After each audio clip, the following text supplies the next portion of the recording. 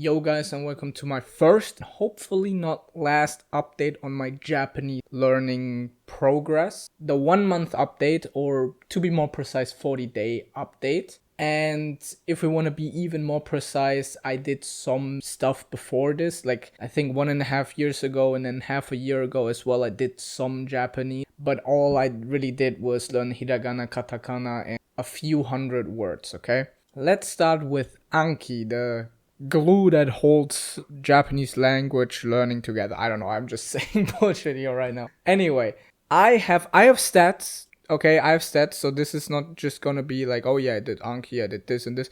I can tell you exactly how much I did, because I tracked the stats. So like anybody, I started out with a Prime deck. This time I opted for the Kaishi deck, because, I already had experience with the 2K, or with the core 2K deck. And I thought that the Kaishi deck was just nicer, and I don't know, something about them just made the words stick easier than the core deck. I don't know.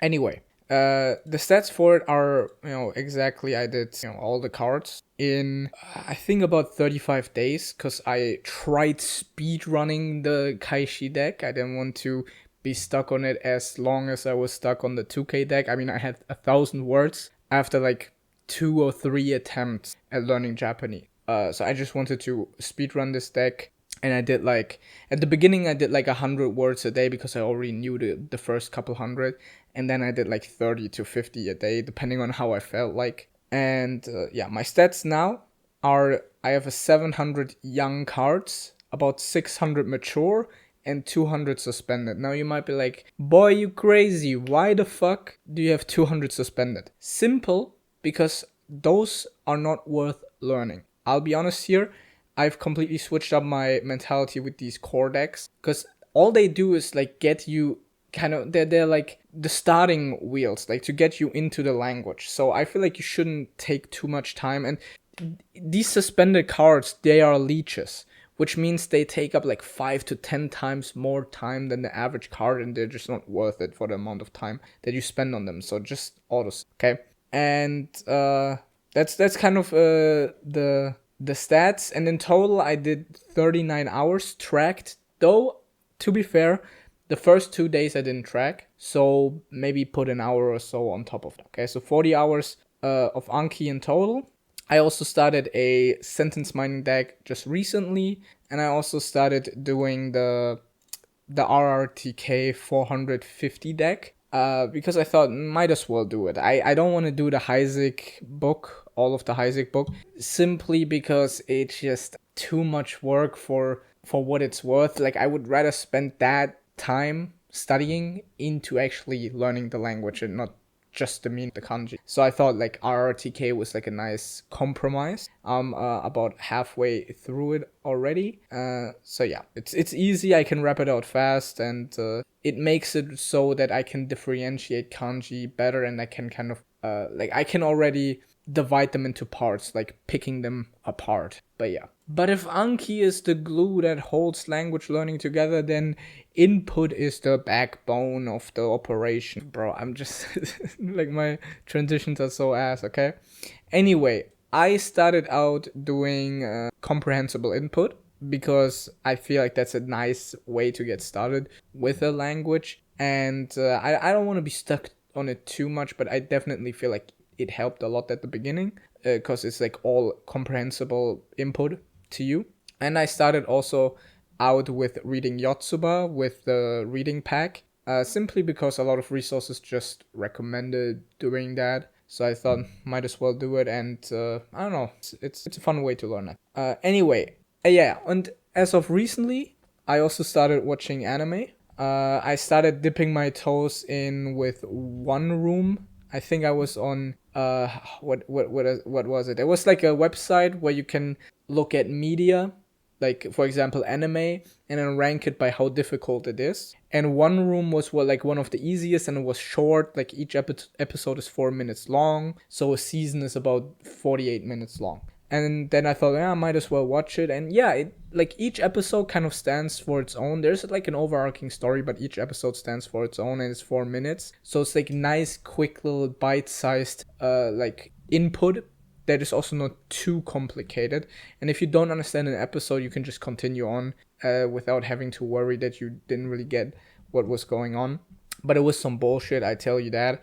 It was basically like a fan service anime, and I mean that in the purest sense. Like, that was probably what the anime was just about, because you like all the scenes are like just the girls, and then suddenly like the camera just focuses on the feet, focuses on the tits or the ass, and it's basically what the whole scene is about. Anyway, and now I've actually started watching like a real anime, which is Please Don't Tease Me Nagatoro. I don't know what it's called in English, but it's like the Nagatoro anime.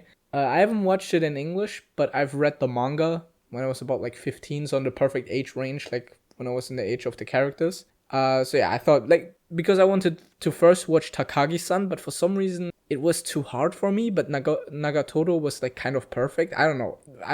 Anyway, I've been watching it like an episode a day at least, and it's pretty comprehensible, and I can mine like per episode like a few sentences from it. It's pretty cool. But yeah, in total I have about 59 hours of input, and out of those 59 hours, 41 are spent on listening and 17 and a half reading. So I've been doing more listening than reading, simply because reading is just more strenuous, bro. I have to really concentrate when reading Japanese, while listening I don't really have that problem. Now, I haven't done any output yet, like maybe a couple words, or maybe I heard a sentence I liked and then I repeated it. So for example, I watched I think a week or two ago I watched the Bleach trailer, for Core 4, and in my mind it was just stuck and I had to repeat it, and it was Yokoso Watashi no Soul Society.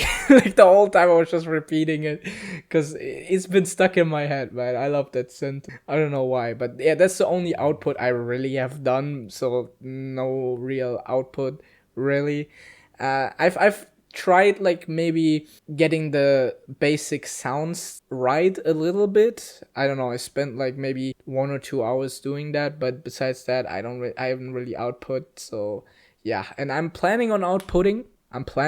But just not yet. I don't feel comfortable doing that. But I want to start sooner rather than later, because a lot of these age-ed YouTubers, they do a million hours of input before they do out. And I actually have a use for Japanese coming up, because I will be going to Japan next year, end of next year, and I want to be ready and able to actually watch at that point. Other than that, I also did some grammar and pitch accent stuff. So I used Cure Dolly videos and Yokobi grammar guide, because I feel like both of them have like a separate use case for me, because I can understand the grammar better with the Yokobi grammar guide, but I don't really understand the structure of Japanese as much with the Yokobi guide, and I feel like for that, Cure Dolly videos are better. I don't know if that makes sense, my explanation, but to me they're both like complementary, and I like to use both. And then I used Kotsu.io to practice pitch accent. Right now I'm trying to do this a day. I started that I think a week ago. Simply, personally, I don't really care too much about the pitch accent, but I thought might as well do that from the beginning onwards, so it's just easier for me pick up the actual pitch accents and stuff. So yeah, and that pretty much concludes what I've done this month. I did about 2 hours 45 minutes on average. That's what my stats tell me. And I want to do a little bit more actually, especially for next month, but we'll get into that in a bit. Beforehand, I want to kind of tell you how much I did in total, which was about 105 hours I've tracked. Although, like I said, 2 hours are not tracked, 2 days are not tracked, and I did a little bit beforehand. So in total, it's probably more like 140 hours or something with like everything combined. But from the tracked hours, it's 105 hours. But yeah, next month I will be able to do more, because what's holding me back right now are the weekends, because I'm busy on the weekends. But next month, due to multiple reasons, I will be having more free time on weekends and in general, so I want to do more hours. I want to do 4 hours a day for an entire month. I hope I can do that, and I feel like confident I can do that, because I've been able to do that as of right now during the weekdays, because I want to put in a lot of hours like from the start, simply because most people, they spend like an hour a day learning a language, and then it takes them like 2 years until they're ready to actually use the language. I don't want to be that guy.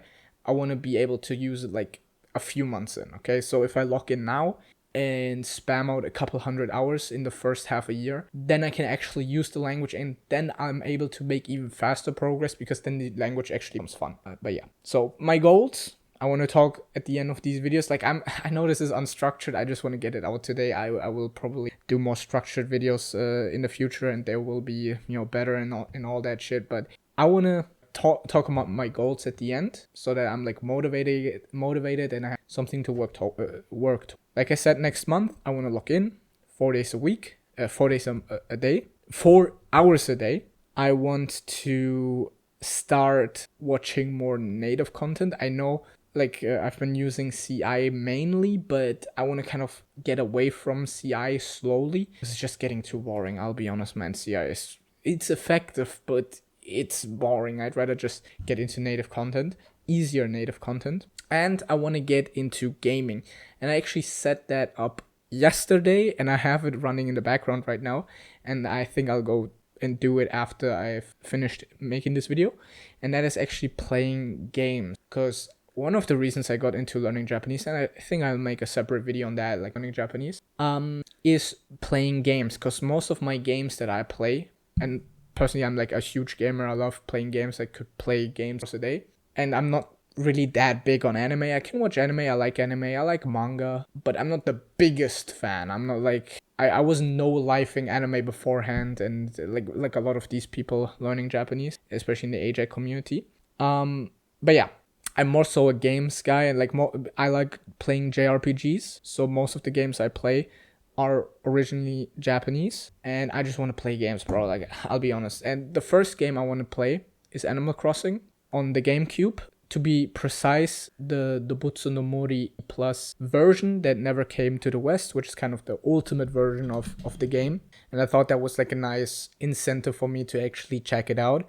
And I hope I can like understand it enough, because I was in my mind, I was like, oh yeah, I'm preparing to play video games. I'm doing all this other stuff so I can play. But I thought like, I cannot wait anymore, bro. I just want to play video games in Japanese. And even if it's not the most effective, if I do it 10 hours a day, anyway. So yeah, those are kind of my goals right now. And see you guys in the next video.